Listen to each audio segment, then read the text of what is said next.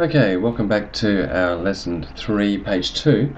Today we're going to look at some more hyperlink types, and if we look down at the page here, the first hyperlink is one which is being phased out now, and the reason why is because there's a lot of spamming and having your email address actually encoded into your HTML isn't such a good idea, but it's still used by many people, so I guess we do need to know a little bit about it. And so what I'm going to do is just simply copy this line of code, and just bear with me a moment. So we'll just copy that. I'm going to open up my table play, which we did in the previous lesson. To open this with Notepad, and I'm just going to plop it down on the bottom of the underneath the bottom of the table. So let's paste it there. And because I've actually copied it from the HTML, one thing we need to do is replace the quotes, because sometimes these quotes get changed to a Winding font somehow, so we'll just replace that. So if ever you're copying it from any PowerPoints or from the web browser, do double check your quotes to make sure that they really are quotes. And anyway, let's save that. Now if I open this up, you'll see that I have a new line underneath the table. Let's have a look at the code, and this is an A tag, which is href to a mail2. Now this mail2 is going to open up whatever email program that you've got loaded on your this particular computer. So in my case it's Outlook. Some people might have a Thunderbird or whatever type of email program that they have. Now this is any email program which is on the local computer. If you're doing a Gmail or a Hotmail, that is actually on the internet, so it's not locally on your computer. It's not going to open any of those up. Anyway, now we can see this is the mail2 command. It's going to go to my address at Polytechnic, and it says click here to email Ian, and here we can see the result of that. So if I click on that, then it's going to go through the process of opening up my Outlook, and I'm going to turn it off because I don't want to actually do that, but that would just simply open up a new email with your Outlook ready for you to send your information. And that's all that is. It's quite simple.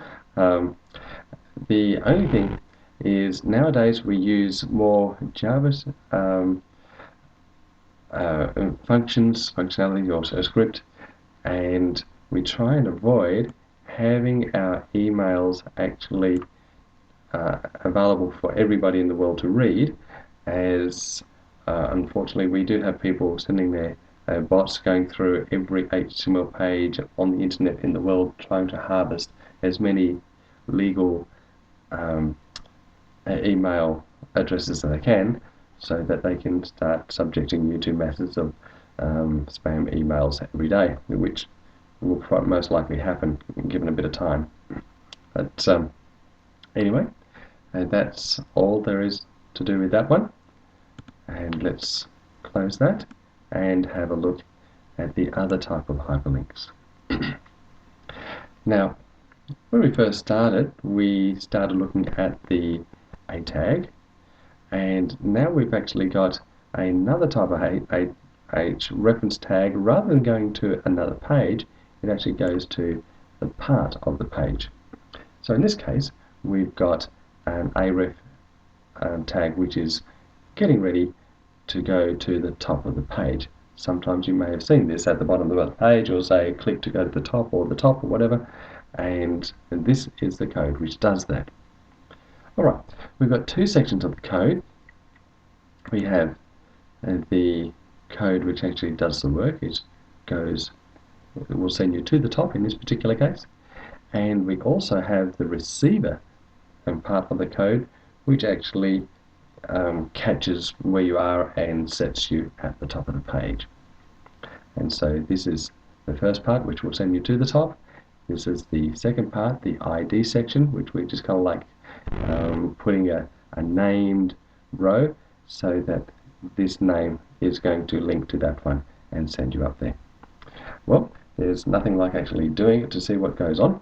And if you look in your downloaded material, you should see a document which is called your long document.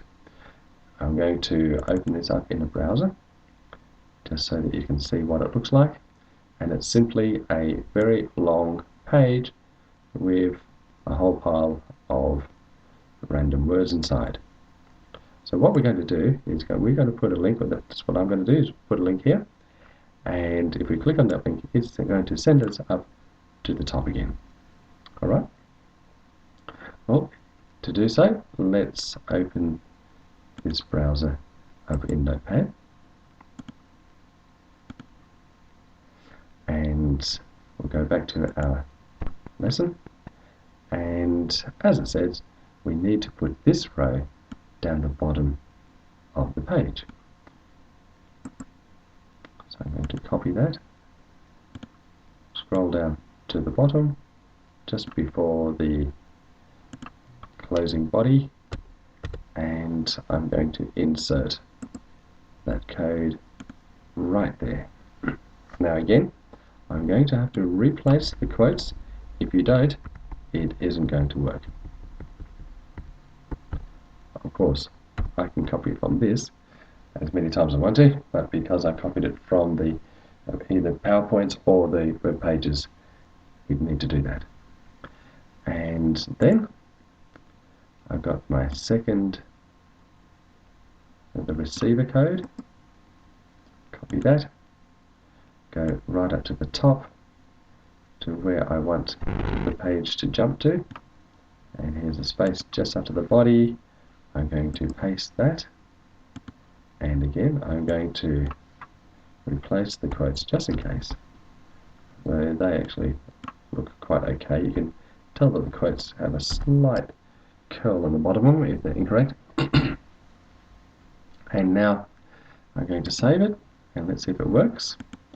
And if it does, then I'll explain what's happening. Okay, so here we can see the can't click on me, which is that part which I just wrote here. And if I scroll right down the bottom, here we have the top of the page link, which I actually put in down there, top of page. Okay, so if I go click on here, it then quickly takes it up to me. Well, let's do some experimenting. So that's going to the named area, which is called page top. And what would happen if I remove this can't click on me? Let's try. Do we need to have anything written there for it to work? I'm going to delete that from my keyboard. So now we just have the ID page top. Let's save that. Refresh. And let's see, you can see there's no can't click on me anymore. And let's see if that still works. And yes, it does. So that's good to know. Okay, let's try some more experimenting. Now, this has got the hash. Now, we know that a hash is the definition of an ID. Let's remove the hash. And so this ID is just simply page top. Okay, so and this is the href, which is go to the name page top. So do we really need to have name page top at the top? Well, let's experiment and let's see if that works. And yes, it does. So it popped up at the top as well. So well, that's good to know. What about if we removed this hash? So well, we moved the top one. Why not remove the bottom one? So let's save that. Refresh. let's go down. We still have our top of the page, and we go. Obviously, it can't find it. It couldn't find the top, so let's go back. It seems to me that we definitely need our hash in there. Well, that makes sense because this hash is actually talking about a name. So we're telling to the A tag, its hypertext reference is the name or the ID page top. And so if we go up to the top, there we have the ID, which is called page top. We could have had the ID signal inside there. Doesn't really matter. So it's just simply that ID is called a page top. This is the A tag. What would happen if we turn that into paragraph? If this was a paragraph and I typed in, this is a paragraph. Let's see if that still works.